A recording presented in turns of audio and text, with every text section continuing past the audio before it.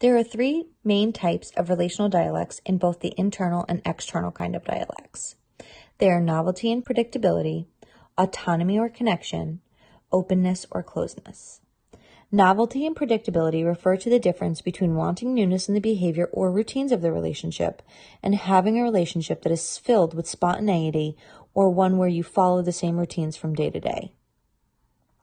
Autonomy and connection are when partners struggle between wanting to be independent from one another versus spending as much time together as possible. For example, being a military family myself, communication is the foundation of our marriage. My husband has done 5 different deployments overseas and an 18-month tour where he lived in Japan without us. Because of this, we had to learn communicating while he is gone is different entirely from communicating while he is home. I lived this very independent life while my husband was gone, and the aspect of not needing to tell somebody where I was going or what I was doing at all times. My husband was in a completely different time zone and would much rather me not call him at 2 a.m. to tell him I was going to Walmart. But then when he returns from these deployments, I have to remind myself that now if I'm running an errand, it's courteous to tell my husband that I'm not going to be home, just so that he doesn't worry. Thus bringing us to the connection side. There are many times that myself and my husband both needed to be reminded that it is not autonomy anymore in this communication. It is in fact connection.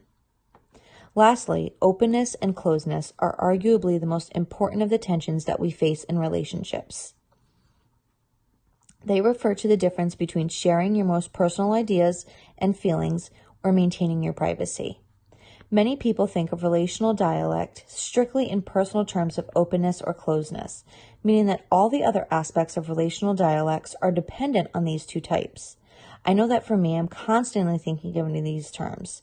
How open and approachable am I compared to how closed off or private I can be, all determine how much time I want to spend with others, or how much I want to change the routine interactions I have with others.